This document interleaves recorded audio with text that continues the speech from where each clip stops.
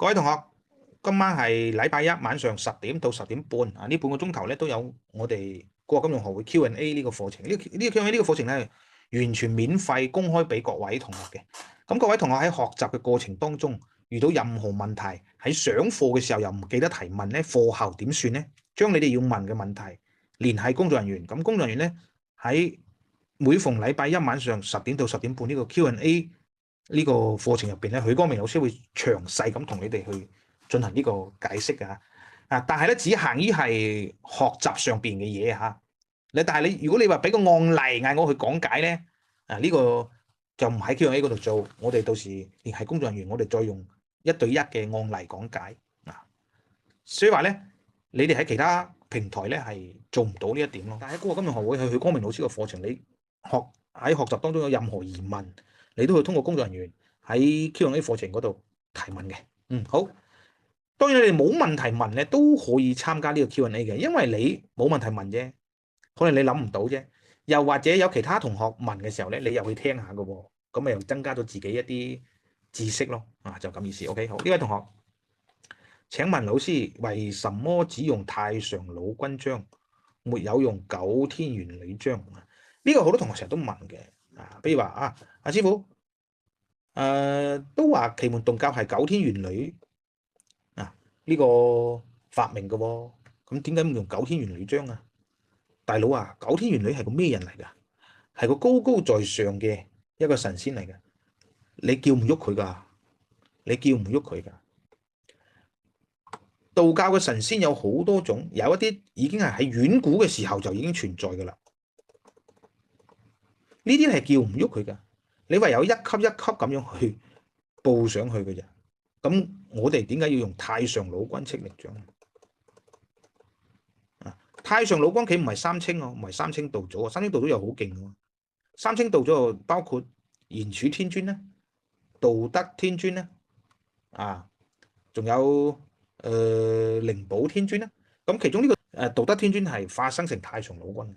咁太上老君係個咩人咧？其實又係叫老子，係道教嘅創始人。咁呢個人咧，你係實實在在喺歷史上係有呢個人嘅，即係太上老君。老子呢個人喺歷史上係實實在在係有嘅。咁我哋作為一個普通嘅人，所以我哋喺用奇門法術嘅時候，奇門法術都要寫符蓋章嘛。蓋咩章啊？蓋太上老君章。呢個先至係最實用嘅一個方法。你如果冚九天玄女嘅章得唔得？冇話你錯。只不過好多時候就好似我哋舉一個簡單嘅例子嚟講，九天玄女就係特首，咁太上老君咧就可能係房屋署或者律政署某一個署長。咁你揾呢個署長去辦事，係咪容易過揾個特首去辦事？你揾個特首去辦事，有排佢都未幫你辦噶喎，就咁意思啫。OK， 好。所以話咧，許光明老師咧，你哋只要肯問問題咧，我都會解釋得非常之清楚嘅。呢位請問老師，我屋企嘅廁所喺金鎖玉關中，拎中心點之後計24生，廁所我應唔應該包埋去計算？好，呢位同學學嘅係金鎖玉關。金鎖玉關呢門課，如果你對風水有興趣嘅，我希望你哋先學金鎖玉關呢門課，先唔好學其他嗰啲咩八宅玄空飛星嗰啲太過複雜，而且準確度又唔係好高，而且掌握起身咧又唔係咁容易掌握。你哋先學金鎖玉關，金鎖玉關掌握起身又快手，斷事又準確，調理風水又方便，先學呢一個作為入門係最好。師傅就係夾咗出嚟嗰個，左下角係咪？係左下角，冇錯，嗰個就係廁所。好。左下角。好。請問老師，我屋企嘅廁所喺金鎖玉關中，拎中心點之後，中心點就喺呢度，之後計24生，廁所應唔應該計埋氣算定係突角？梗係要計埋氣算噶啦。你千祈唔好俾出邊啲所謂嘅突角缺角搞彎你。比如呢個叫突角，呢個缺角。但係其實喺風水入邊咧，你只要揾到佢嘅中心點，將呢個八卦代入去，你就會發覺佢係屬於某一個卦位嘅。你唔好當佢係突角或者缺角去睇，只不過係去到某個卦位嘅時候，你一睇好似呢個卦咁，呢個卦係缺咗角嘅，但係呢個咧係冇缺角啊，佢係冇缺角，佢係特角嚟嘅，佢都係屬於某一個八卦宮位，可能呢個係艮宮或者係巽宮或者係權宮都有可能啊。你唔好單丁當佢係呢個特角或者缺角啊，你要喺呢個金水玉關入邊，你要做嘅係呢個位置究竟喺八卦入邊嘅邊個卦位就得啦。咁根據呢個卦位，比如話呢個卦位要水嘅，咁佢做次數咪啱咯。呢個卦位要沙嘅，咁佢做次數咪錯咯。咁佢計就得噶啦。所以金水玉關就好容易、好方便嘅。